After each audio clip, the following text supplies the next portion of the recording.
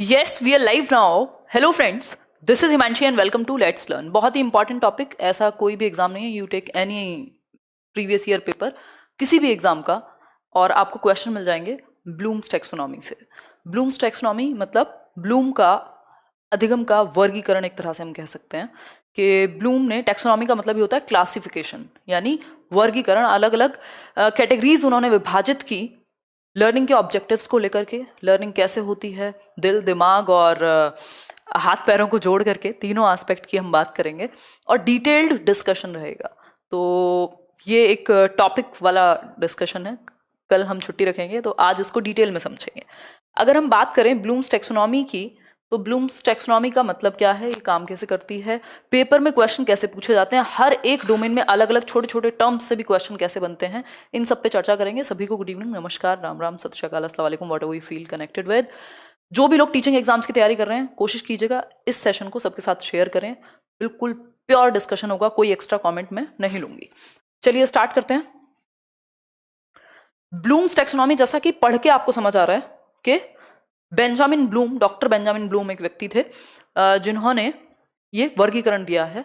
उनके सॉलजिस्ट थे एजुकेशन में, जिन्होंने साथ में इसमें काम किया, जैसे क्रैथवॉल, अनीता हैरो, एंडरसन और भी कई लोग इस तरह के थे। देखना यार, ये रुक के तो नहीं चल रही है, ये सेशन रुक करके तो नहीं चल रहा है, पूरे सेशन का बैंड बज जाएगी अगर ये रुक रुक के चल रहा है तो। खैर, अगर हम बात करें यहाँ, ये एक बार देखो इसको, लेट मी चेक कि आज हम डिस्कस क्या क्या करने वाले हैं। तो मैं थोड़ा सा आपको पहले दिखा देती हूँ डेमो, और तब हम काम करेंगे। रुक रहा है, यही तो बात है ना, इससे तो फिर रिकॉर्ड कर ले इंसान जब इतना ये सुकून से नहीं चल रहा। तो बहुत कुछ हम डिस्कस करने वाले हैं, कंप्लीटली समझेंगे इसको, ठीक है। एकदम सही चल रही है, चलो फिर लाइक शेयर करते रहना जैसे जैसे एंट्री होती जाए आपकी, ठीक। अगर हम बात करें तो बीएस ब्लूम ने क्या कहा और ये कैसे वर्क करती है, इस पे बात करेंगे। इसके अलावा नेक्स्ट चीज पे अगर हम चलें, तीन एस्पेक्ट हैं, कैसे तीनों काम करते हैं, कैसे जुड़े हुए हैं एक दूसरे से, क्या हाथ का मतलब हेड, हैंड और हार्ट की एजुकेशन की बात करेंगे, किसने कौन सा डोमेन दिया है उस पे बात करेंगे, है ना, किस डोमेन में क्या क्या चीजें आती हैं उस पे बात करेंगे। फिर कॉग्निटिव डोमेन को पूरा डिटेल में समझेंगे, ठीक है, पूरा डिटेल में समझेंगे। फिर अफेक्टिव और साइकोमोटर पे बात करेंगे। अगर हम बात करें यहाँ, तो कैसे नए और पुराने जो रिवीजन है इस टेक्सोनॉमी का, उसमें अंतर क्या है, इस पर चर्चा करेंगे, है ना। एक एक चीज क्लियरली समझेंगे शांति से, पेशेंस के साथ। एक एक जो आपका डोमेन है उसके अंदर एस्पेक्ट नॉलेज है तो क्या है, कौन से वर्ड्स नॉलेज में आते हैं, जैसे आप देख पा रहे हैं, ठीक, कौन सा अंडरस्टैंडिंग में आता है, अंतर क्या है दोनों में, ये सारी बातें हम करने वाले हैं। तो आपको चीजें जानने को मिलेंगी, समझने को मिलेंगी, पेशेंस के साथ देखिएगा। मैं हिंदी में भी ट्रांसलेट करते हुए चलूंगी साथ के साथ, ठीक है। चलिए फिर स्टार्ट करते हैं। ऐसे शुभ काम में देरी कैसी है।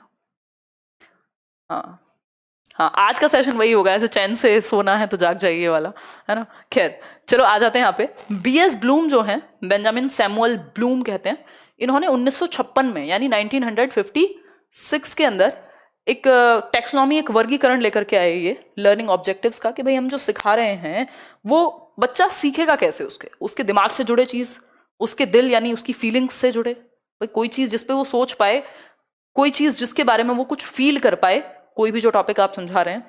और अगर उसका फिजिकल एस्पेक्ट यानी उसकी बॉडी भी इन्वॉल्व हो जाए किसी भी तरह से, तो आप भूल नहीं सकते जिंदगी में चीज। तो इन्होंने कुछ ऐसी ही बात की। तो बेंजामिन सैमुअल ब्लूम की अगर हम बात करें, तो 1956 में पहली बार ये जो आपकी ब्लूम्स टैक्सोनॉमी है, ब्लूम का अधिगम का वर्गीकरण है, क्लासिफिकेशन है, इसके बारे में बात की अपने कुछ जो इनके साथ के सहयोगी थे उनके साथ। मेन नाम इसमें ब्लूम है, इसलिए नाम ब्लूम्स टैक्सोनॉमी पड़ गया। Bloom's taxonomy is a set of 3 hierarchical models. 3 hierarchical models हैं इसमें। 3 कौन से अभी हम बात करेंगे। कॉग्निटिव, जो आपका कॉग्निटिव एस्पेक्ट, अफेक्टिव यानी इमोशंस से जुड़ा हुआ, पी फॉर साइकोमोटर। इन सब में हायरार्किकल बोला है, शब्दों पे ध्यान दीजिएगा। हायरार्किकल का मतलब है पदानुक्रमिक।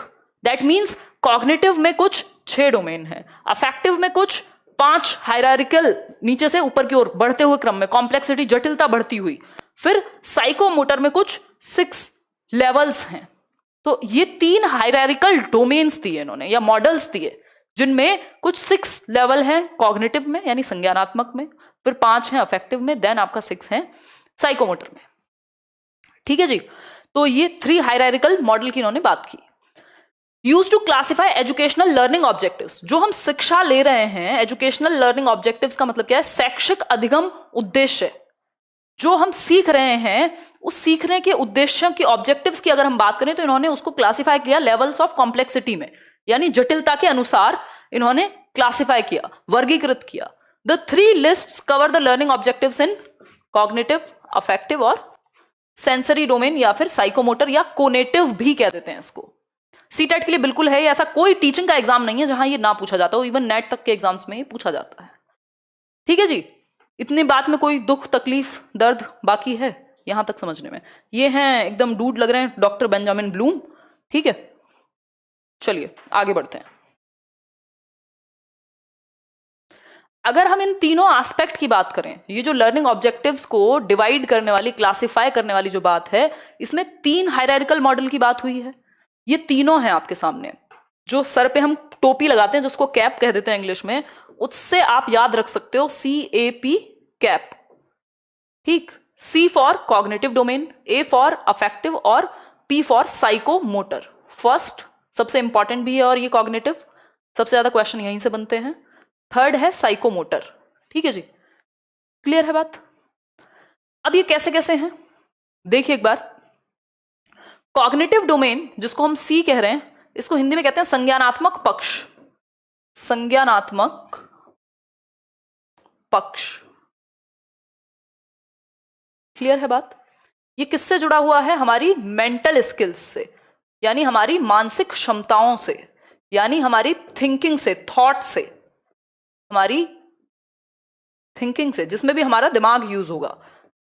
चाहे फिर वो थिंकिंग यानी चिंतन हो, चाहे वो फिर हमारी मेमोरी यानी कि हमारी स्मृति हो, कोई भी चीज जो हमारे दिमाग से रिलेटेड है वो कॉग्निटिव डोमेन में आएगी, संज्ञानात्मक पक्ष में आएगी। हमारा नॉलेज को एक्वायर करना, उसको याद रखना, उसको समझना, उसको अप्लाई करना, ये सारी चीजें संज्ञानात्मक पक्ष में आती हैं, जिसके थ्रू आप नॉलेज को बिल्ड करते हैं, अपने दिमाग में समझते हैं, रीजनिंग करते हैं, परसेप्शन बिल्ड करते हैं, मेमोरी आपकी इसी में आती है, इमेजिनेशन आपका इसी में आता है। ये सारी चीजें मतलब आपकी थिंकिंग से रिलेटेड, मतलब आपके हेड से रिलेटेड, मतलब आपके दिमाग से रिलेटेड, ये एक पक्ष है, हेड से रिलेटेड। वो 3H की बात सुनी होगी, गांधी जी भी करते थे, हेड, हैंड और हार्ट की शिक्षा, ये 3H की बात होती है ना, तो इसको जोड़ सकते हैं हम इससे। अगर हम बात करें नेक्स्ट पॉइंट पे, तो नेक्स्ट ये हुआ पहला CAP कैप का पहला C है ये। ठीक, सेकंड है आपका A का मतलब क्या है? यहां अफेक्टिव डोमेन। याद रखिएगा ये इफेक्टिव नहीं है, यहां E नहीं लिखा हुआ। अगर बात E की होगी ना तो E फॉर इफेक्टिव है प्रभावी, ये है अफेक्टिव, संवेगात्मक, आपके इमोशंस से जुड़ा हुआ, आपकी फीलिंग्स से जुड़ा हुआ। ठीक है जी। अगर मैं बात करूं कॉग्निटिव डोमेन की, तो इसमें कुछ 6 लेवल्स हैं, 6 स्तर हैं हायरार्की में, उनको अभी एक एक करके हम समझेंगे, उन पे बाद में आएंगे। अफेक्टिव की यदि हम बात करें और कॉग्निटिव डोमेन में BS ब्लूम का काफी बड़ा योगदान है, इसके अलावा एंडरसन का, क्रैथवोल का भी योगदान है, लेकिन मेनली आप इस डोमेन के लिए ब्लूम को याद रखते हैं। ठीक, अलग अलग डोमेन में अलग अलग लोग ज्यादा प्रभावी रहे हैं ना। फिर है अफेक्टिव यानी संवेगात्मक पक्ष, क्या कहेंगे इसको? संवेगात्मक पक्ष। समझते जाइएगा एक एक करके, बाद में नोट्स बनाइएगा। संवेगात्मक पक्ष, अफेक्टिव डोमेन आपकी फीलिंग्स से, आपके इमोशंस से जुड़ा हुआ है। ठीक है, हम कहें आपके हार्ट से जुड़ा हुआ है, आपके हार्ट से जुड़ा हुआ है। इमोशंस बोल दिया जाता है ना, मतलब दिल से जुड़ी हुई बात है, इमोशंस की बात है, फीलिंग्स की बात है, अगर तो हम दिल से जोड़ेंगे। यहां हमने दिमाग से जोड़ा था, हेड से। ठीक है बात, ऐसे जनरली लोग क्लासिफाई कर देते हैं, खैर ये जेंडर स्टीरियोटाइपिंग होगी या नहीं पता नहीं, बट जनरली याद रखने के लिए अच्छा है कि कई बार हम जानते हैं कि जो नॉर्मल भारतवर्ष में घरों में पापा होते हैं वो थोड़ा ज्यादा दिमाग से डिसीजन ले लेते हैं, मतलब वो लॉजिकल हो जाते हैं। और पापा को आप इमोशनली पागल नहीं बना सकते हो, है ना। आप उनको इमोशनली ज्यादा मतलब वो इमोशनल ब्लैकमेल कम काम करता है जनरली, वो लॉजिकल या प्रैक्टिकल ज्यादा होते हैं जनरली। वही मम्मी के केस में आप ये हार्ट वाला काम कर सकते हो, स्पेशली ये जो फ्रॉइड कहते हैं ऑपोजिट जेंडर में ज्यादा काम करता है। ऐसे लड़के जो है वो अपनी मम्मी को ज्यादा इमोशंस में ले आते हैं, तो मम्मी क्या है वो ज्यादा इमोशनल है ना। तो ये हार्ट से रिलेटेड है, अफेक्टिव डोमेन। तीसरा है आपका साइकोमोटर डोमेन। साइकोमोटर है आपका किससे संबंधित? आपके हैंड से। साइकोमोटर को हम क्या कहेंगे? इसको कहेंगे गत्यात्मक पक्ष।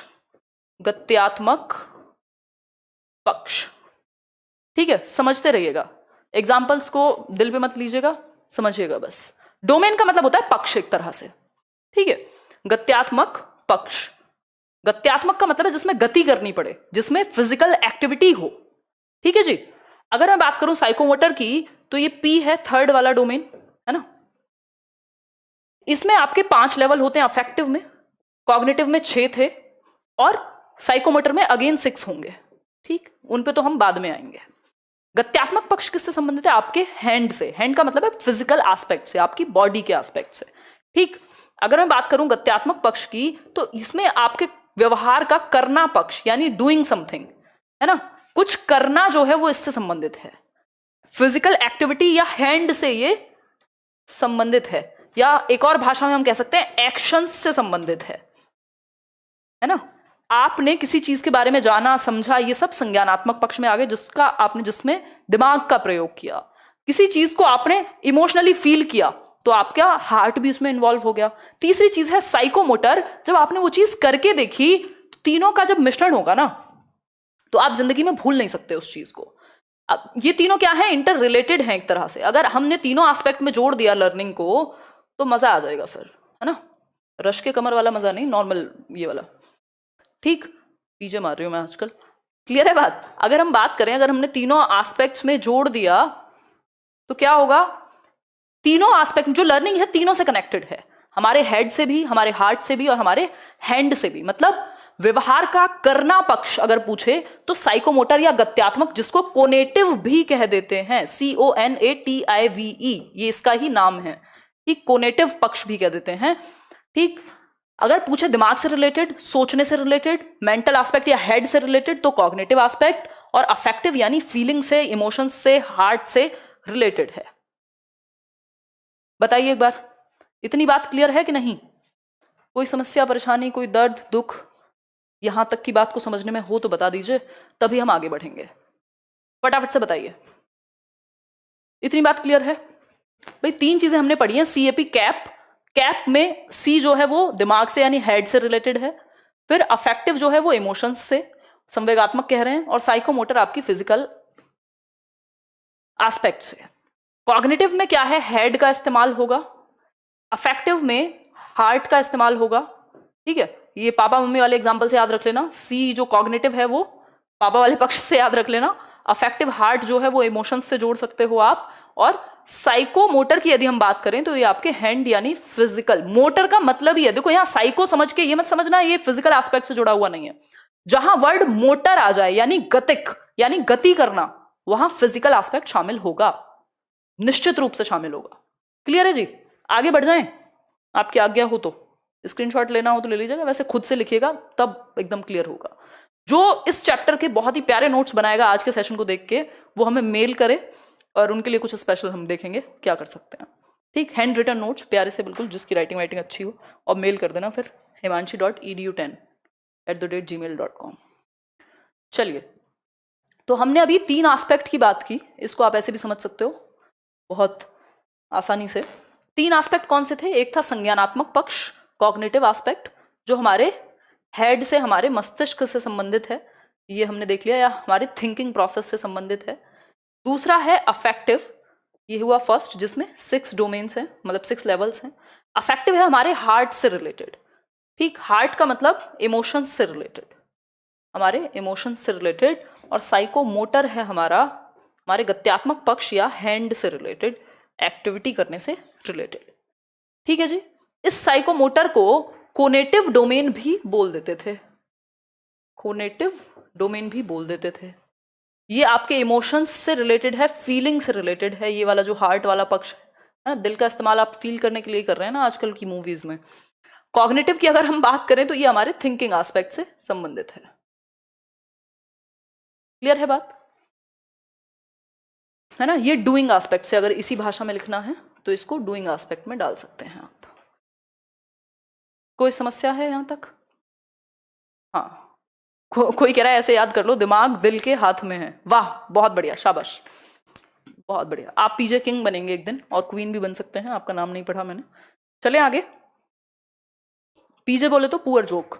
आगे बढ़ते हैं, याद रख सकते हो वैसे, क्योंकि टीचिंग में बहुत सारी चीजें हम ऐसे पुअर जोक्स बना के याद रख लेते हैं, दिमाग दिल के हाथ में। वाह, बहुत बढ़िया। चलिए, अगर हम बात करें, हमने अभी डिस्कस किया था कॉग्निटिव डोमेन के बारे में। अब ये तीनों डोमेन्स हैं जो हमने अभी समझे हैं। अगर हम देखना चाहें यहाँ, तो हमें क्लियरली दिख जाएगा, क्या दिखेगा क्लियरली, जो कॉग्निटिव डोमेन है उसमें ब्लूम ने, एंडरसन ने और क्रैथवोल ने काम किया है ना। यहाँ पे ब्लूम भी लिख लेना, इसमें लिखा नहीं हुआ है, ठीक। कॉग्निटिव डोमेन जिसमें 6 लेवल हैं, कितने टोटल, 6। अफेक्टिव यानी इमोशंस वाला, जिसमें 5 लेवल्स हैं। और इसमें क्रैथवोल इंपॉर्टेंट व्यक्ति हैं, क्रैथवोल इंपॉर्टेंट हैं, बाकी तो इसमें और भी लोगों ने काम किया है। इसमें याद रखिए ब्लूम, इसमें याद रखिए क्रैथवोल, अगर बात आ जाए इसको देने की। और साइकोमोटर जो थर्ड एस्पेक्ट है, जिसमें कितने हैं, अगेन 6 एस्पेक्ट हैं आपके, ये बाद में इसमें ऐड हो गए थे, ठीक है जी। ग्रेट। चलिए, तो इसमें डेव या फिर अनीता हार्लॉ की बात होती है, उन्होंने बाद में इसमें एडिशन किया था। क्लियर है बात, मैं ये आपके साथ शेयर भी कर दूंगी।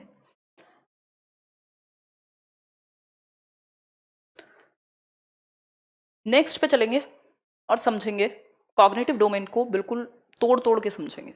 जब बाकियों की बात आएगी तो बाकियों पे बात करेंगे। आज के लिए हम बात करें किसकी, कॉग्निटिव डोमेन, सबसे महत्वपूर्ण हमारे लिए, सबसे ज़्यादा क्वेश्चंस यहीं से पूछे जाते हैं किसी भी एग्जाम में, ठीक। कॉग्निटिव डोमेन का मतलब क्या हुआ, संज्ञानात्मक पक्ष। संज्ञान का मतलब वही है कि हम अपनी नॉलेज को कैसे बिल्ड करते हैं अपने दिमाग का इस्तेमाल करके, ठीक है जी, जिसमें हमारा थिंकिंग एस्पेक्ट जिससे जुड़ा हुआ है। और इसके अलावा अगर मैं बात करूं तो ये हमारे हेड से संबंधित है, ठीक है।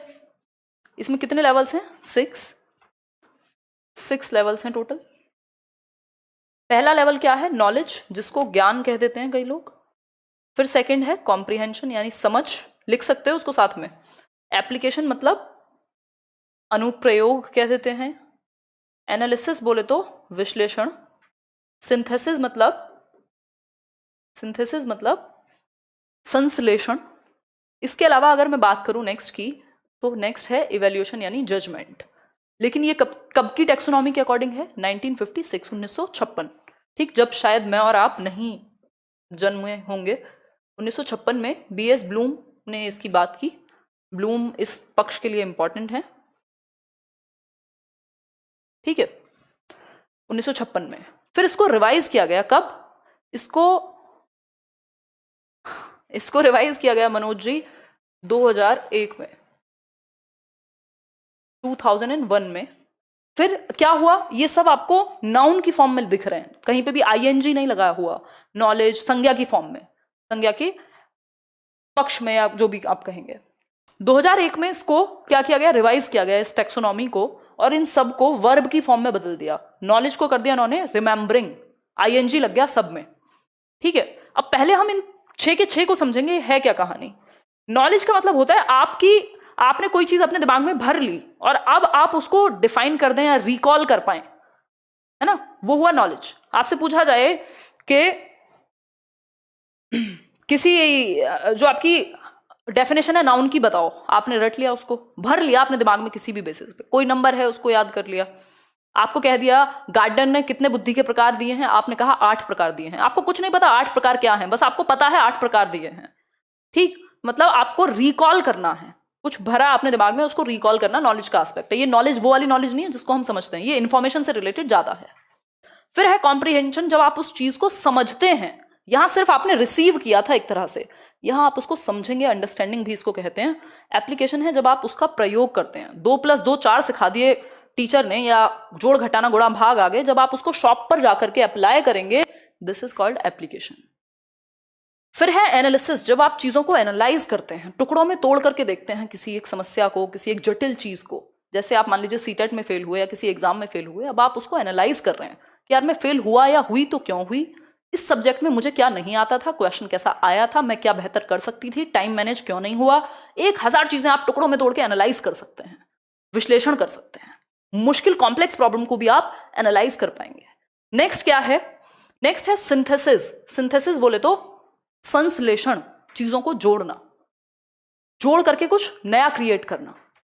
फिर है इवैल्यूएशन, जैसे आप कोई अपनी राइटिंग में आपने अपने ही थॉट लिखे हैं किसी एस्से में, वो सिंथेसिस है। लेकिन सिर्फ पॉल्यूशन पे एस्से लिख दो, वो एप्लीकेशन हुआ। लेकिन आपके ओरिजिनल जो विचार हैं उनको व्यक्त करना सिंथेसिस में आएगा। आपने कुछ नया क्रिएट किया, कोई नई किताब लिखी अपने दिमाग से। इवैल्यूएशन क्या है? आकलन या मूल्यांकन, आपका चीजों को जज करना। तो ये 1956 की टेक्सोनॉमी है। इसमें ज्यादातर क्वेश्चन आज भी इसी से पूछे जाते हैं, लेकिन इसमें थोड़ा सा परिवर्तन हुआ 2001 के अंदर। 2001 में क्या हुआ समझते हैं। 2001 में, अब ये जो क्रैथवोल वगैरह मैं आपको नाम बता रही थी, उन लोगों ने भी मिलकर इसमें कुछ कुछ काम किया। इनिशियली ब्लूम ने दिया था। अगर हम बात करें तो ये ऐसे बदला, देख रहे हो ना क्या से क्या हो गए देखते देखते। ठीक, तो इतने भी ज्यादा नहीं बदले, खैर ये तो थोड़े से ही बदले। देखो एक बार, इतना क्लियर दिख रहा है ना सबको?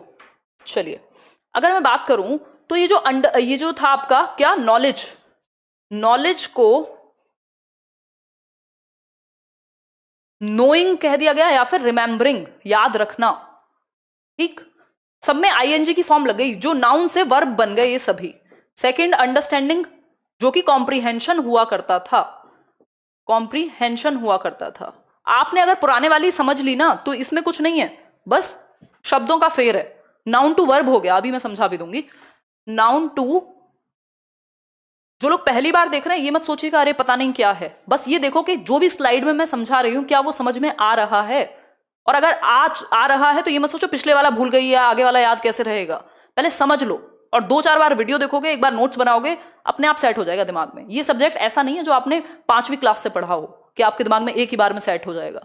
आपको मल्टीपल रिवीजन देने पड़ेंगे, और मेन फोकस होना चाहिए समझने पे, क्योंकि अगर आप रटने लग गए तो यहां आप फेल हो जाएंगे। देखिए, नाउन टू वर्ब की फॉर्म में ये चेंज हुआ। 1956 में संज्ञा की फॉर्म में लिखा हुआ था। जो नॉलेज है वो क्या संज्ञा है, जो नॉलेज एक वर्ड है जिसको हम ज्ञान कह रहे हैं। 2001 में परिवर्तन हुआ और इसको वर्ब को क्या कहते हैं, क्रिया की फॉर्म में बना दिया गया। आईएनजी आपको लगा हुआ दिख रहा होगा हर एक लेवल पे। ये रिवीजन हुआ। भाई हर इंसान अपडेट होता है ना, अगर नहीं हो रहा तो कोई फायदा नहीं है फिर। अब आपने अगर अब से 2 साल पहले का मेरा वीडियो देखा होगा बीएस ब्लूम पे, तो वो अलग रहा होगा। जो आज आप देख रहे हैं उसमें परिवर्तन आपको नजर आएगा। क्यों? क्योंकि मैं भी तो अपडेट हो रही हूँ ना टाइम के साथ। अगर नहीं होंगी तो फिर कोई पॉइंट तो है नहीं जीने का, है ना? नहीं तो टीचर्स का हाल ये है कि एक बार 20 साल पहले जो पढ़ लिया था वही चल रहा है बस। वो थोड़ी प्रॉब्लम है, सबका नहीं है ऑब्वियसली। ठीक, होना नहीं चाहिए हमें कायदे में, आपका नहीं होना चाहिए जब आप जाएंगे। देखिए, अगर मैं बात करूं थर्ड की, तो ये है अप्लाइंग, अनुप्रयोग कह रहे हैं। एप्लीकेशन से अप्लाइंग कर दिया, मतलब वही है अभी भी। एनालाइजिंग यानी टुकड़ों में तोड़ के देखना किसी भी जटिल समस्या को, पहले एनालिसिस था। देन इवेल्युएटिंग यानी मूल्यांकन। आपको याद आ रहा होगा जब हमने 1956 वाली पढ़ी थी तो ये क्रिएटिंग नीचे था, यानी सिंथेसिस के नाम से था, और ये 5वें लेवल पे था।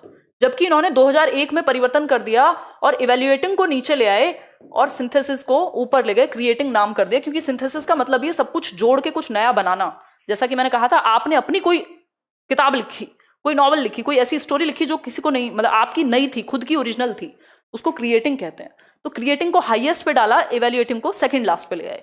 यही परिवर्तन है 1956 और 2001 की टेक्सोनॉमी में। ये 2 चीजें हैं परिवर्तन में। एक है नाउन टू वर्ब की फॉर्म में डालना, और दूसरा है आपका इवेल्युएशन को सेकंड टॉप कर देना, टॉप से हटा करके। ठीक है जी, क्लियर बात है? आगे बढ़ जाएं हम जी। अब इनको एक एक करके समझेंगे, इनका मतलब क्या है और किससे कौन सा टर्म रिलेटेड है। जब मुश्किल क्वेश्चन बनता है तो कैसे बनता है, नॉर्मली तो ऐसे बना देगा आसान सा। ठीक, अब आप दोनों देख लीजिए, हमने दोनों को समझ लिया मोटा मोटा। ठीक, अगर हम बात करें देखो एक बार, फालतू के कमेंट इतने करते हैं कई लोग, तो इसीलिए सीरियस पढ़ाई नहीं कर पाते हैं हम यहां पर। देखिए, अगर हम बात करें तो पहला लेवल था नॉलेज, डिफाइन करना, रिकॉल करना, कॉम्प्रिहेंशन, चीजों को समझना कि भाई गार्डनर ने कुछ 8 टाइप दिए हैं तो वो कौन से हैं, उनका मतलब क्या है, उसको समझना, कौन सी बुद्धि में क्या होता है। थर्ड है एप्लीकेशन, आप क्लासरूम में अप्लाई कर पाए कि जो बच्चे हैं, कोई बच्चा है जिसमें नेचुरल इंटेलिजेंस ज़्यादा है तो आप उसको समझ पाएं, किसी की भाषा में पकड़ है तो उसको समझ पाएं, या 2+2 4 को करके आपने देखा बच्चा अप्लाई कर पा रहा है। फिर है एनालिसिस, यानी चीज़ों को ब्रेक करके देखना, और सिंथेसिस जोड़ करके, और इवेल्यूशन है जजमेंट या फिर मूल्यांकन करना, कोई चीज़ बेहतर हुई तो कितनी बेहतर हुई। ठीक, अगर हम बात करें, यह है 1956, 1956, ये है 2001 अपडेटेड वर्जन। ठीक, अगर हम बात करें यहां तो आपको ये ब्लू कलर नजर आ रहा होगा, सब कुछ सेम है, बस इस नॉलेज का नाम बदल करके नोइंग या रिमेंबरिंग कर दिया, अंडरस्टैंडिंग कर दिया, कॉम्प्रिहेंशन को मतलब सेम है, बस वर्ड बदल दिए एक दो, एप्लीकेशन को अप्लाइंग कर दिया, एनालिसिस को एनालाइजिंग कर दिया, क्योंकि नाउन से वर्ब बन गया। This was noun form, this is verb form, क्रिया। ठीक, सिंथेसिस की जगह पर ये परिवर्तन यहां हुआ है, इवेल्युएशन को यहां ले गए और क्रिएटिंग को यहां ले आए। ठीक है जी, तो इवेल्युएटिंग को सेकंड लास्ट कर दिया कि मूल्यांकन या जज करने से ऊपर है कुछ नया क्रिएट करना, ऐसे याद रख सकते हो। ज्ञान, अवबोध, कौशल, संश्लेषण, विश्लेषण, बिल्कुल अगर इनको हिंदी में लिखना है तो आप लिख सकते हो। कहां लिखा जाए, मैं लिख देती हूँ, लो यहां लिख देती हूँ, ज्ञान, अवबोध, एप्लीकेशन है अनुप्रयोग, if I am not wrong तो अनुप्रयोग, हिंदी में भी वही रहेगा, उसका मतलब हिंदी में नहीं बदलेगा। एनालिसिस का मतलब क्या है यहां, विश्लेषण, मुश्किल से मुश्किल, जटिल से जटिल चीज को तोड़ के देखना। सिंथेसिस का मतलब है संश्लेषण, जोड़ करके सब कुछ नया क्रिएट करना। देन इवेल्युएशन का मतलब है मूल्यांकन। अगर पूछे पुरानी टैक्सोनॉमी के अकॉर्डिंग सबसे हाईएस्ट कौन है, आप कहेंगे इवेल्युएशन। जो 2001 की टैक्सोनॉमी है उसके हिसाब से हाईएस्ट कौन है, तो आप कहेंगे क्रिएटिंग। ठीक, आपको सिंपली ऑप्शन देख के समझना है, ऑप्शन देख के खेलना है। अब आपको इमला तो बोला नहीं जाएगा, वो वाले पेपर तो रहे नहीं कि आप कुछ भी लिख के आएंगे, तो आसानी किस चीज में होगी, आप 4 ऑप्शन देखिए और समझिए। अगर वर्ब की फॉर्म में ऑप्शंस दिए हैं तो मतलब इस वाली टैक्सोनॉमी की बात हो रही है, और अगर नाउन की फॉर्म में ऑप्शंस दिए हैं तो पुरानी टैक्सोनॉमी की बात हो रही है। ये बिल्कुल कॉमन सेंस लगाएंगे। लाइव क्लासेस चल रही हैं आयशा, रिकॉर्डेड देख लो, नहीं तो करियरविल बैच में बिल्कुल चल रही हैं, अच्छे से चल रही हैं, और है ना डिटेल्ड डिस्कशन चल रहा है, देखो एक बार। अभी करेंगे, एक एक की चर्चा करेंगे, ये मत सोचो अभी बात नहीं करेंगे इन पे, सबको समझेंगे। अभी तो मैंने बस इंट्रोडक्शन दिया है आपको, आज मैं पूरे मूड में हूं डिस्कशन के, चाहे आप कितने एक्स्ट्रा कमेंट कर लो, आज पूरे डिटेल में समझा के ही दम लूंगी।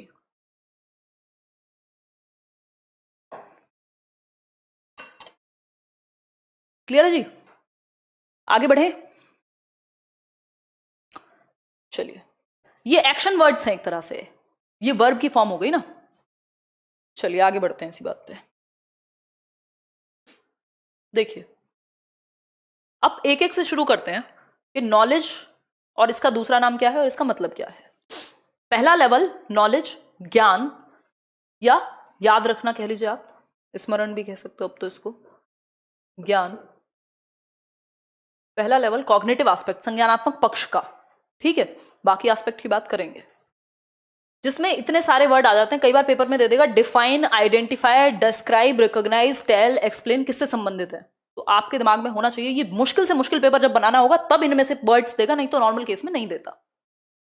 ठीक, जब आपको डेटा रिकॉल करना है, किसी का नंबर आपने रटा हुआ है और आपको रिकॉल करना है, यही आएगा। कोई डेफिनेशन रटी हुई है, name of a person, place और thing is called is known as noun, बचपन से याद है, तो ये क्या है, डिफाइन में आएगा। ठीक, कोई चीज पहचाननी है, 4 MCQ दिए हैं, एक पहचानना है, नॉलेज का एस्पेक्ट है जी। अगर हम बात करें तो the ability to recall data और इंफॉर्मेशन, मतलब आपकी क्षमता जो सूचना है उसको रिकॉल करने की, पुनः स्मरण की क्षमता। आपको पता है, अभी जैसे मैं आपसे कई क्वेश्चन पूछ लेती हूं कि गार्डनर ने कितने बुद्धि के प्रकार दिए हैं, आप कहेंगे 8। किसका इस्तेमाल किया, नॉलेज का इस्तेमाल किया रिकॉल करने के लिए आपने। ठीक है, फ्लेंडर्स इंटरेक्शन में क्या क्या है, ये अगर मैं पूछ लूं तो कि कितने स्टेप्स हैं, तो आप कहेंगे 8 हैं। अगेन 8 है कि 10 है, याद भी नहीं मुझे अब। ठीक, इसके अलावा अगर मैं बात करूं पियाजे की थ्योरी में कितने स्टेजेस हैं, आप कहेंगे 4। ठीक, नाउन की डेफिनेशन पूछ लूं, आप कहेंगे तुरंत पढ़ करके बता देंगे। ठीक है बात, तो ये क्या है, इवन जो आपने पहाड़े याद किए हुए हैं जिनको हम टेबल्स कहते हैं, 2 1 जा 2, 2 2 जा 4, 2 3 जा 6, या 2 एकम 2, 2 2 4, 2 3 6, ये क्या है? ये नॉलेज में ही है, आपने रिकॉल किया इस इंफॉर्मेशन को। आपको ये नहीं पता कि ये बना कैसे, ये टेबल फॉर्म कैसे हुए। ठीक है जी। तो रिकॉल या डिफाइन करने से रिलेटेड जो इंफॉर्मेशन आपके ब्रेन में पड़ी हुई है, जब उसको उगलना हो तो आप नॉलेज का प्रयोग करते हैं। ठीक है जी। फ्लेंडर में 10 है, बहुत बढ़िया, बहुत बढ़िया, क्लियर है। तो ये बात बिल्कुल क्लियर है जी। आगे बढ़ेंगे अब। देखिए अब इसमें कौन से वर्ड आएंगे, ये बिल्कुल क्या कहें इसको, अब रटना कह लीजिए या समझ के याद रखना कह लीजिए, ये आपको पता होना चाहिए। होने को तो इसमें बहुत सारे वर्ड्स हो सकते हैं, बट मैंने मेन ही रखे हुए हैं। ठीक है, ये देखिए एक बार आपके सामने वर्ड है डिफाइन, ये लिखते जाइएगा साथ में। ये नॉलेज के अंदर फर्स्ट जो एस्पेक्ट है नॉलेज या कॉम्प्रिहेंशन, सॉरी नॉलेज या फिर रिमेंबरिंग, उससे रिलेटेड है नॉलेज या फिर रिमेंबरिंग। तो डिफाइन वर्ड अगर लिखा हुआ है तो किससे जुड़ा हुआ है? नॉलेज या फिर रिमेंबरिंग से। इसका दूसरा नाम रिमेंबरिंग हो जाएगा ना, अगर आप 2001 वाली टेक्सोनॉमी की बात करेंगे जहां वर्ब की फॉर्म आ रही है। दूसरा है आइडेंटिफाई, यानी पहचानना किसी चीज को। 4 ऑप्शन दिए हुए, एक पहचानना है। या बच्चे के सामने आपने चीजें रख दी, कौन सी काऊ है, कौन सा एलिफेंट है, तो वो देख के बता देगा। इतनी बात क्लियर है। फिर है डेस्क्राइब करना, 4 शब्दों में कुछ लिखना है, कुछ है डेस्क्राइब करना, आपने याद किया हुआ था लिख दिया। रिकॉग्नाइज करना यानी पहचानना। ये वर्ड्स तो आपको अगर याद रहेंगे तो मुश्किल क्वेश्चन जब बनते हैं तो आप मार नहीं खाएंगे। टेल यानी बताना किसी को कुछ, है ना। आपने बच्चे को टेबल याद करा दिए या कोई पोयम रटवा दी और आप कह रहे हैं कोई मेहमान आए तो बेटा बेटा बताना वाली ट्विंकल ट्विंकल लिटिल स्टार वाली पोयम सुनाओ, क्या है? यही इसी का हिस्सा है। एक्सप्लेन, एक्सप्लेन कई बार जरूरी नहीं है आप समझ करके एक्सप्लेन कर रहे हो, आपको जो पता है आप वही। रिसाइट याद करना, मेमोराइज करना चीजों को, मेमोराइज करना। इलस्ट्रेट, आपने कोई डायग्राम बनाना सीखा, बना दिया उसको। कोट करना किसी को, आपने महापुरुषों के कोट याद रखे हुए हैं। या हम बात करते हैं कि जो स्किनर हैं वो कहते हैं, या थॉर्नडाइक कहते हैं भाई spare the rod and spoil the child, मतलब डंडा हटाओ और बच्चा बिगड़ेगा। ये जो कोट है ये मैंने अपनी मेमोरी से आपके सामने बता दिया, कोट कर दिया। ऐसा तो नहीं है मैंने खुद बनाया हो, ये तो थॉर्नडाइक कह के चले गए वर्षों पहले। क्लियर है जी बात? आगे बढ़े। ये सारे वर्ड लिख लीजिएगा, इनको याद रखिएगा, रिवीजन करिएगा। ये नॉलेज के अंदर आएंगे। नेक्स्ट जो स्टेप है दैट इज कॉम्प्रिहेंशन या समझना, या अवबोध भी इसको हम कह देते हैं। क्लियर है जी? हाँ, time is precious, waste it wisely, बिल्कुल। ये सब क्या है? कोट आपके नॉलेज एस्पेक्ट से रिलेटेड है, जिसमें आपने इंफॉर्मेशन को भरा हुआ था और उगल दिया कहीं जाकर के पेपर में, है ना। अगर हम बात करें अगर हम बात करें, कोई कह रहा है आपने ये लेक्चर कहाँ से प्रिपेयर किया, सोर्स बताएं। पेपर में पेपर देने जाओगे कि ये पूछोगे कि हमने कहाँ से पढ़ा था, उसका सोर्स क्या था, है ना। बहुत सारे सोर्सेज होते हैं। अगर आप एजुकेशन की अच्छी किताबें निकालेंगे, चाहे वो आपकी एमएड की बुक्स हों, चाहे वो आपकी नेट के लिए जो लोग पढ़ते हैं, एजुकेशन में मास्टर्स जिन्होंने की हुई है, वो अगर आप डेटा निकाल के यूज कर सकते हैं, है ना। आप ब्लूम ने जिन पेपर्स की बात की हुई है, जैसे ये पब्लिश होती है रिसर्च, उसको आप यूज कर सकते हैं। इंटरनेट का आप सहारा ले सकते हैं, एनसीईआरटीज को आप यूज कर सकते हैं। डिपेंड करता है कि आप क्या यूज करना चाहते हैं। ठीक है। कॉम्प्रिहेंशन और अंडरस्टैंडिंग। कॉम्प्रिहेंशन का मतलब है अवबोध, अपने एक्सपीरियंस का आप सहारा ले सकते हैं। अब ऐसा तो है नहीं ना मैं ब्लूम्स टैक्सोनॉमी खुद से बना दूंगी। अवबोध या समझ हम बात कर रहे हैं। अंडरस्टैंडिंग क्या है? Comprehension is defined as the ability to grasp the meaning of material. Comprehension का मतलब क्या हुआ? समझना। अंडरस्टैंडिंग किसी चीज को समझने की क्षमता या समझ लेना के जो नेचुरलिस्टिक इंटेलिजेंस है किसकी? गार्डनर की। या अगर हम बात करें जो आपका फॉर एग्जाम्पल हम कह सकते हैं कोई भी एक आसान से आसान एग्जाम्पल मैं उठाने की कोशिश कर रही हूं कि जब आपको ये समझ में आने लगे कि 2 1 जा 2 और 2 2 जा 4 कैसे आया, अंडरस्टैंडिंग हो जाएगी, समझ जाएंगे आप। जब आपने किसी थियोरी की चीजों को रट लिया और उसके स्टेप्स को समझ लिया, उसमें डिफरेंस है। जब बात समझने की आए, ठीक है, लिंग्विस्टिक वर्बल में भाषा की बात क्यों होती है, ये अगर आपने समझ लिया तो क्या कहलाएगा? कॉम्प्रिहेंशन या अंडरस्टैंडिंग कहलाएगा। क्लियर है जी? बिल्कुल क्लियर है ये बात? कोई समस्या है इस बात को समझने में? ठीक है, क्लियर, बिल्कुल। हाँ, यह एक बहुत अच्छा एग्जाम्पल, आप बिल्कुल आसान एग्जाम्पल ले सकते हो, और जो हम बहुत बार डिस्कस भी करते हैं कि भाई सेंसरी मोटर स्टेज है प्याजे की, या for example pre operational stage है। इनमें हमेशा मैं डिस्कस करती हूँ सेंसरी मोटर का मतलब क्या है, सेंसरी और मोटर एक्टिविटीज, सेंसेस और मोटर एक्टिविटीज का इस्तेमाल करके बच्चा सीखेगा। तो आपकी समझ में आ गई कि इसका मतलब क्या है, सेंसरी मोटर में करता क्या है बच्चा। सिंपल बात है, आगे बढ़े। कोई दिक्कत परेशानी? बेसिकली आपको जब समझ में आ जाए चीजें, आपने सिर्फ रटी नहीं हुई, आपको समझ में आ जाए। वो जो डेफिनेशन है नाउन की, noun is the name of a person, place और थिंग, अब आपने सिर्फ रटी नहीं हुई, आपको पता है कि नेम है किसका, पर्सन का। पर्सन कौन है? कोई एक व्यक्ति हो सकता है, हिमांशी बच्चे के मम्मी पापा, टीचर हो सकता है। प्लेस क्या है? जहां वो रहता है वो प्लेस है, ठीक है। थिंग क्या है? जिस टेबल पे वो बैठा हुआ है वो थिंग है। तो आपने कॉम्प्रीहेंड कर लिया, आपने समझ लिया, आपको अब बोध हो गया उस बारे में, तो ये कॉम्प्रीहेंशन कहलाएगा। सबसे आसान तरीका इसको समझने का ये एग्जाम्पल है। क्लियर है बात? ठीक भाई, जब आपने किसी चीज को समझ लिया, जो वो जो डेफिनेशन है, जब आपको वो समझ में आ गई, उसका मतलब समझ में आ गया, सिर्फ रटा नहीं हुआ आपने, तो ये सिंपल सा कॉम्प्रीहेंशन या अंडरस्टैंडिंग में चला जाएगा। बिल्कुल बिल्कुल। प्री ऑपरेशनल है तो प्री ऑपरेशनल का मतलब है पूर्व संक्रियात्मक, लॉजिक आने से पहले की स्टेज को प्री ऑपरेशनल कहते हैं, क्योंकि ऑपरेशन का मतलब है लॉजिक से। तो वो आपको समझ में आ गया कि प्री ऑपरेशनल को प्री ऑपरेशनल कहते क्यों है, इसका मतलब क्या है। ठीक है जी, आगे बढ़े, नेक्स्ट पे चले। अगर इसकी बात करें तो इसमें भी कुछ वर्ड्स शामिल हैं, अंडरस्टैंड या कॉम्प्रिहेंशन में कुछ वर्ड शामिल हैं जिनको आप लिख लीजिए। मैं मेन वर्ड लिख देती हूँ, बाकी आप ये पढ़ लीजिएगा। पीडीएफ भी एक बार टेलीग्राम चलेगा तो मैं कोशिश करूंगी शेयर कर दूं। समराइज करना, अपने शब्दों में आप बता रहे हैं कोई बात, दैट मीन्स आपको समझ में आ गई है। इंटरप्रेट करना, अगेन वही बात हो गई। क्लासिफाई करना, कंपेयर करना दो चीजों को। कॉन्ट्रास्ट, इन्फर मतलब अनुमान लगाना, रिलेट करना, एक्सट्रैक्ट, पैराफ्रेज अपने शब्दों में, साइट कोई एग्जाम्पल बता दिया। बेसिकली कई बार आपको ये वर्ड्स कंफ्यूज करेंगे, क्योंकि एक एक वर्ड आपको दो दो कैटेगरी में मिल जाएगा। तो ये आपको अपनी समझ का प्रयोग करना है, वहां चार ऑप्शंस को देखते हुए खेल जाना है, और कुछ नहीं है इसका दूसरा इलाज। ठीक, ये नहीं होना कि यार ये समराइज तो वहां भी था और यहां भी आ गया। आपको देखना क्वेश्चन ने पूछा कैसे है, जब हम एक दिन क्वेश्चन भी कर लेंगे ब्लूम्स टैक्सोनॉमी के तो आपको और आसानी हो जाएगी। फिर थर्ड है एप्लीकेशन या अनुप्रयोग। अनुप्रयोग, अगर हम बात करें अनुप्रयोग की या अप्लाइंग की, वर्षा चौधरी, ठीक है। तो वर्षा, अगर हम बात करें एप्लीकेशन की यानी अनुप्रयोग की, तो आपको पता है ये यूट्यूब भी एक एप्लीकेशन है जिसका आप इस्तेमाल कर रहे हैं, है ना। ये वो वाला एप्लीकेशन नहीं है, खैर यहाँ एप्लीकेशन का मतलब है यूज करना, है ना, उसको अप्लाई करना जो आपने समझा, सीखा, रिसीव किया। Application refers to the ability to use learned knowledge या लर्नड मटेरियल। जो सीखा है उसको यूज नहीं कर पाओगे तो कोई पॉइंट थोड़ी है।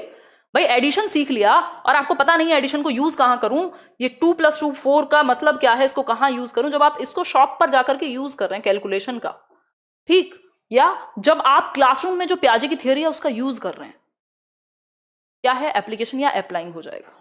जो कॉन्क्रीट सिचुएशंस हैं यानी मूर्त जो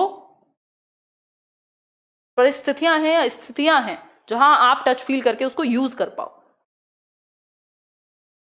बहुत बढ़िया आदित्य कुमार, सीटेट मैराथन का याद आ गया, बहुत बहुत ही बढ़िया। फिर क्या है, फोर्थ लेवल है। उससे पहले ये वर्ड आप याद रख सकते हो, जैसे कोई क्वेश्चन है सॉल्व कर दिया, भाई आपको फॉर्मूला बता दिया टीचर ने, अब जैसे ये वाला जो सेशन चल रहा है इसके बाद जब आप इसके क्वेश्चंस करेंगे ब्लूम्स टैक्सोनॉमी के, तो वो अप्लाइंग में जाएगा, क्योंकि आपने नॉलेज ले ली, अंडरस्टैंडिंग ले ली, अब आप सॉल्व कर रहे हैं, मतलब अप्लाई कर रहे हैं उस नॉलेज को जो आपने सीखा। ठीक, कॉग्निटिव एस्पेक्ट से जुड़ा हुआ है इंटेलेक्ट या इंटेलेक्चुअल एस्पेक्ट, बौद्धिक पक्ष आपके संज्ञान से जुड़ा हुआ है, एक तरह से कॉग्निटिव का हिस्सा है इंटेलेक्चुअल एस्पेक्ट। ठीक है, कई बार इंटेलेक्चुअल ही लिख देगा कॉग्निटिव को, प्याजे की कॉग्निटिव डेवलपमेंट की जगह पूछ लेगा इंटेलेक्चुअल डेवलपमेंट के कितने स्टेजेस हैं। तो ये सिंपल सिंपल सी चीजें हैं। सॉल्व की यदि हम बात करें तो कुछ सॉल्व करना किसमें, एप्लीकेशन में ही आएगा, किसी चीज को अप्लाई करेंगे जब। चेंज करना, भाई आपने नंबर चेंज किया और क्या किया, क्वेश्चन को सॉल्व कर दिया, अप्लाई कर दिया। कंप्लीट करना, यूज करना चीजों को, स्केच करना, टीच, जैसे कि टीचर जो है वो भी एप्लीकेशन का ही इस्तेमाल है और अप्लाई कर रहे हैं ना हम उस चीज को जो हमने थियोरी में पढ़ा, उसको अप्लाई करने की कोशिश हो रही है। ठीक है जी, फिर है ट्रांसफर, डिस्कवर, आर्टिकुलेट, अपनी भाषा में उसको बता देना या बेहतर तरीके से सही शब्दों में यूज करना, ये सारे वर्ड हो गए। फिर है फोर्थ एनालिसिस और एनालाइजिंग। ठीक है जी, अगर मैं बात करूं एनालिसिस और एनालाइजिंग की तो इसका मतलब हुआ विश्लेषण, चीजों को टुकड़ों में तोड़ के देखना, समझना, जानना। विश्लेषण, अभी मैंने आपको एग्जांपल दिया था, आप किसी एग्जाम में फेल हुए, कोई सिचुएशन आपके सामने आई, अब आप उसको, जटिल समस्या है वो कि हुआ तो क्यों हुआ, उसको आप बाद में एनालाइज कर रहे हो। जैसे कोई मान लीजिए कोई 9/11 अमेरिका में हुआ था या हमारे यहाँ ताज में हमला हुआ था, ठीक, वो सब क्या है, आप बाद में जो लोग हैं जो अपने आप में बुद्धिजीवी हैं या जो उस एक फोर्स से रिलेटेड हैं या सीबीआई है कुछ भी, वो क्या करेंगे, एनालाइज करेंगे किसी भी केस को, क्यों हुआ, कैसे हुआ, क्या क्या पक्ष थे, कहाँ क्या, छोटे छोटे टुकड़ों में बांट के समझना, फेल हुआ तो क्यों हुआ, किस सब्जेक्ट में क्या कमी थी, कैसे मैं टाइम मैनेज कर सकती थी, ये सारी चीजें कहाँ हैं, एनालिसिस में या एनालाइजिंग में। ये कौन मजे ले रहा है, कह रहे हैं कि हिंदी वालों तुम संघर्ष करो, हम तुम्हारे साथ हैं। नहीं, मैं बता तो रही हूं, ये ऐसे क्यों चाहते हो कि एक एक वर्ड लिखा ही हो, मैं बोल रही हूं उसको समझ के अपनी भाषा में लिख सकते हो अगर बात हिंदी की ही है, इमला थोड़ी चल रहा है। देखो एक बार एट दिस पॉइंट के मतलब एक एक शब्द यहां सुलेख करोगे क्या कि एक एक शब्द लिख दें, बिल्कुल मैनेज कर लिया करो यार, लैंग्वेज की क्या बात है। At this point they begin understanding the underlying structure to knowledge and also are able to distinguish between fact and opinion।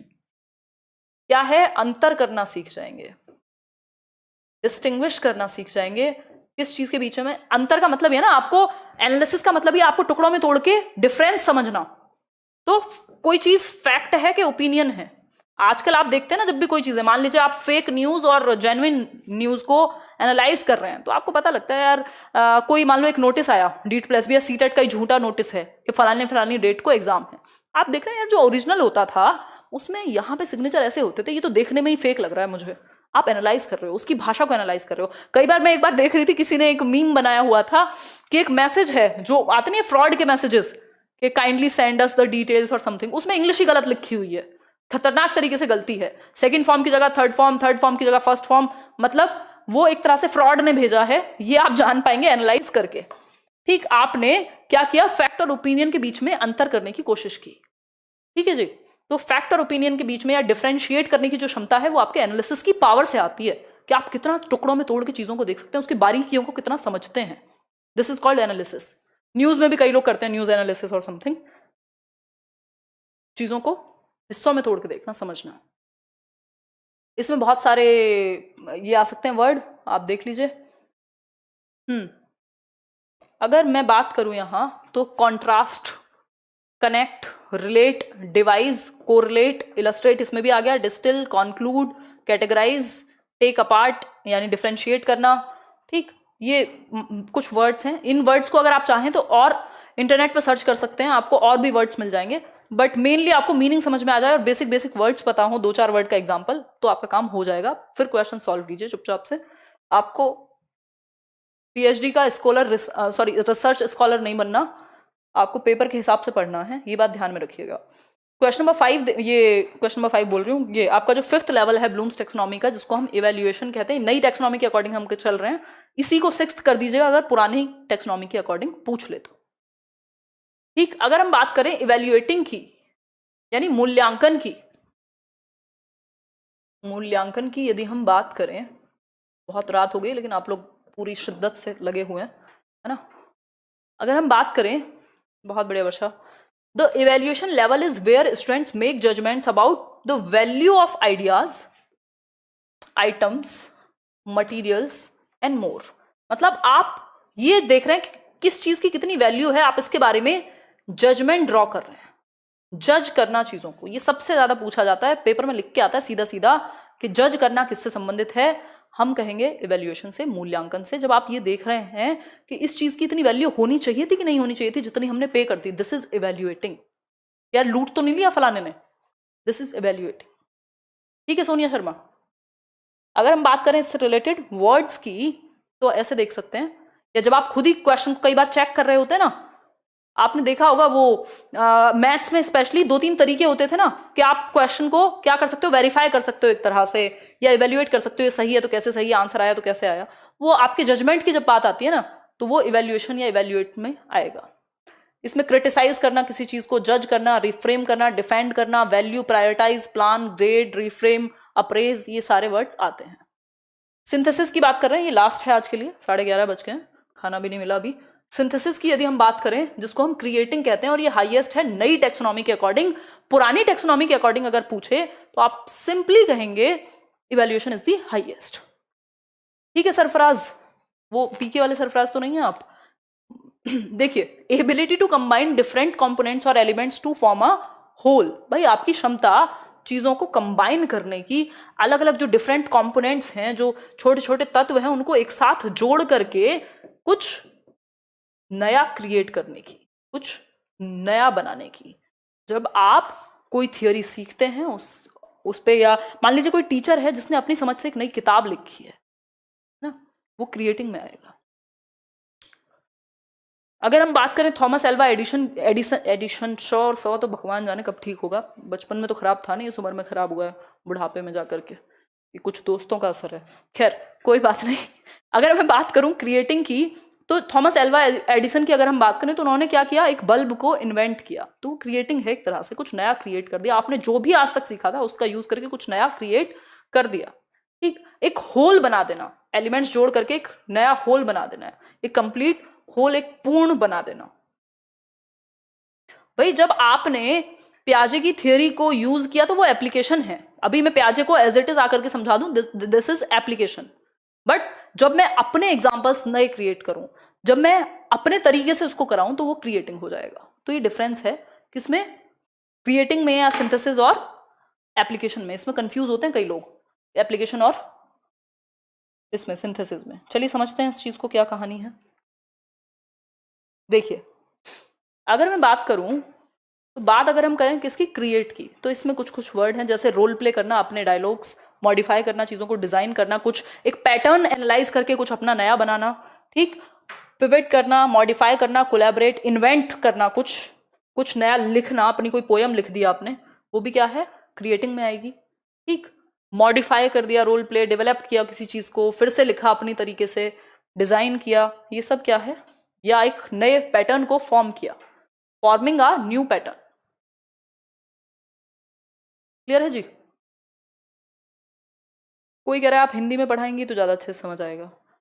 तब इतनी बेसिक हिंदी इंग्लिश तो हमें आनी चाहिए ना, कि हम छोटी छोटी बातें तो समझ लें एटलीस्ट। इसको आप इंग्लिश कहेंगे जो मैं डिस्कस कर रही हूँ। आप एटलीस्ट 5वीं तक के भी अगर टीचर बनेंगे तो आपको बेसिक भाषा दोनों ही समझ में आनी चाहिए ना। तो ऐसा अत्याचार मत करो, मैं तो समझा दूंगी प्योर हिंदी में भी, बट दोनों का ही उद्धार हो जाए, इसलिए मैं बाइलिंगुअल या इंग्लिश कह लीजिए इसको। तो हमने समझ लिया ये कॉग्निटिव एस्पेक्ट में 6 लेवल्स हैं, जिनमें परिवर्तन हुआ 2001 में, और ये वाले 6 बने जो वर्ब की फॉर्म बन गई। इनको सबको हमने एक एक करके समझा। अब हम अफेक्टिव डोमेन की बात करें अगर, और साइकोमोटर डोमेन की बात करें। कॉग्निटिव को हमने समझ लिया, सीएपी कैप का सी हमने कंप्लीट समझ लिया, जिसमें ब्लूम ने, क्रैफवोल ने और एंडरसन ने काम किया था। ठीक, अगर यहां पे मेनली आप ब्लूम को श्रेय दे सकते हैं, बट क्रैफवोल, एंडरसन, इन सब का भी काम था। अगर हम बात करें अफेक्टिव डोमेन की, तो क्रैफवोल यहां ज्यादा एक्टिव मिलेंगे। फिर है थर्ड साइकोमोटर, यानी साइकोमोटर को डेव और अनीता हैरो करके एक व्यक्ति हैं, हैरो से भी आप याद रख सकते हैं, ज्यादातर जगह आपको हैरो देखने को मिल जाएगा, उन्होंने काम किया। तो ये अलग अलग डोमेन है जो अलग अलग लोगों ने डेवलप किए हैं। क्लियर है बात? हाँ ठीक है। तो ये अलग अलग लेवल्स हैं, ये इसमें अपडेशन अभी शायद नहीं हुआ है, तो नहीं तो इसमें भी 6 लेवल होने चाहिए मेरे ख्याल में। तो वो हम क्या करेंगे, अफेक्टिव और साइकोमोटर डोमेन के जो अंदर के ये सारे तत्व हैं, इनको हम जल्दी ही समझने वाले हैं। ठीक है, कई बार क्वेश्चन ऐसे भी आ जाता है कि किन किन लोगों ने ब्लूम टेक्सोनॉमी में भाग लिया है, कौन से लोग नहीं थे। तो आपको पता होना चाहिए, ब्लूम थे, एंडरसन थे, क्रैथवोल थे, अनीता हैरो थी, डेव थे, इसके अलावा एक और व्यक्ति है मासिया करके, वो थे। तो इन सबका आपको नाम पता होना चाहिए। ठीक है, आज के लिए हमने ये सब समझ लिए हैं। इनको एक बार सेशन को रिवाइज कीजिएगा, अगर समझ में ना आया हो, कहीं पे कोई दिक्कत हो, कमेंट सेक्शन में बता दीजिएगा, और इनके नोट्स बनाइए सीरियस होके। ठीक है, फालतू की जो कई लोग पॉलिटिक्स में पड़े रहते हैं कमेंट सेक्शन में, कुछ नहीं फर्क पड़ता इन बातों से, किसी को फर्क नहीं पड़ता। आप किसी के भक्त बन जाइए, किसी की वकालत करते रहिए, एक जगह से दूसरी जगह जाके एक टीचर को बुरा कहते रहिए, दूसरे को अच्छा कहते, कुछ नहीं होने वाला इन चीज़ों से, नथिंग। आपका टाइम जा रहा है और आपका टाइम इंपॉर्टेंट है, आपको जवाब अपने घर वालों को देना पड़ेगा जब आप व्यर्थ कर देंगे ये समय। सब अपना करियर सेट करके बैठे हैं और आपको यूज किया जा रहा है अगर भड़काने के लिए या इन सब चीजों के लिए। तो बेवकूफ मत बनिए, सही को सही की तरह ट्रीट कीजिए। जब पानी सर से ऊपर जाए सिर्फ तब बोलिए, बेवजह मत बोलिए। ठीक, चलिए आज के लिए इतना ही। ये सेशन होपफुली आपको ये डिस्कशन पसंद आया होगा। अगर पसंद आया हो तो अगर आपने लाइक अभी तक ना किया हो तो एक तो लाइक कर दीजिएगा। ये जो मेहनत है वो वसूल सी लगती है जब लाइक्स का नंबर देख के अच्छा लगता है थोड़ा सा। बाकी तो ऐसा जब 5 साल हो जाएंगे अक्टूबर में, बहुत ज़्यादा अंतर नहीं पड़ता, बट फिर भी एक पॉजिटिविटी आती है।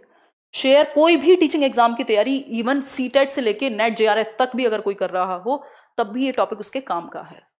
देन है सब्सक्राइब। तो अगर आपको आगे टीचिंग एग्जाम की तैयारी कर रहे हैं या कुछ अच्छा सीखने में इंटरेस्ट है तो सब्सक्राइब करके बेल आइकॉन जरूर प्रेस कर लेना। नोटिफिकेशन जाने में दिक्कत रहती है क्योंकि बहुत सारे चैनल्स हैं यूट्यूब पे जिनको आपने सब्सक्राइब करके ऑल नोटिफिकेशन ऑन किया होगा, उन्हीं की नोटिफिकेशन आप तक पहुंच पाएगी। ठीक, और ये चैनल का क्यूआर कोड है, आप चाहें तो स्कैन कर सकते हैं। चलिए, जो आपका टेलीग्राम चैनल है वो अभी 1-2 दिन में एक्टिव होगा। कल सैटरडे है तो मुझे थोड़ा टाइम मिलेगा। एक पता नहीं कौन सी यूनिवर्सिटी है, कोई कोलकाता की, वहाँ वो है एक सेमिनार है कल। तो क्या करेंगे हम, कल छुट्टी रखेंगे। वैसे सैटरडे है, थोड़ा सा आराम करेंगे। अभी वैसे भी सीटेट अनाउंस हो जाएगा तो बहुत बैंड बजने वाली है। ठीक, ये सोशल मीडिया हैंडल्स हैं, हो सकता है मैं थोड़ा बहुत लाइव में आ जाऊँ, नहीं तो संडे वार्ता करेंगे सीधा। आज के लिए इतना ही। भगवान आपको सद्बुद्धि दे और मुझे भी, है ना। और बताइए, कोई और बात हो तो बताइए। पीडीएफ एक बार जब ये टेलीग्राम चल जाएगा तो मैं शेयर कर दूंगी, नहीं तो नोट्स बनाओ और एक बार मेल भी करना जिनके नोट्स अच्छे बनना। हाँ, नेता बनते हैं बेवजह ही, आपका कोई फायदा नहीं होने वाला किसी की वकालत से, और आपको सच का पता ही नहीं है कि आपको दिखाया क्या जाता है, होता क्या है। इन सब चीज़ों पे बात करनी होती तो मैं तो कर ही रही होती, लेकिन यहाँ नहीं होती। आप मुझे नहीं देख रहे होते आज अगर यही पॉलिटिक्स में हम पड़े रहते तो। ठीक है, जो भी थोड़ा बहुत हमने किया है अच्छा। चलिए आज के लिए इतना ही। कोरोना ठीक होगा तो मीटअप करेंगे, ऑनलाइन मीटअप भी करना है इस बार संडे को, जूम मीटिंग करेंगे एक। चलिए bye bye, thank you so much. Comment में बताइएगा आपके क्या विचार रहे इस सेशन को लेकर, कैसा लगा, और कहीं डाउट है तो वो भी पूछ लीजिए। 2001 वाली टेक्सोनॉमी ही हमने डिस्कस की है, कोई अंतर नहीं है, बस ऊपर नीचे करने का अंतर है। अफेक्टिव डोमेन और साइकोमोटर डोमेन को मैं किसी और दिन इसी तरह से किसी फ्राइडे को या सैटरडे को कभी करा दूंगी डिस्कस। ये छोटे छोटे टॉपिक 3 दिन क्वेश्चन करेंगे, उसके बाद एक टॉपिक और कुछ extra. Good night, take care, ध्यान रखिए अपना।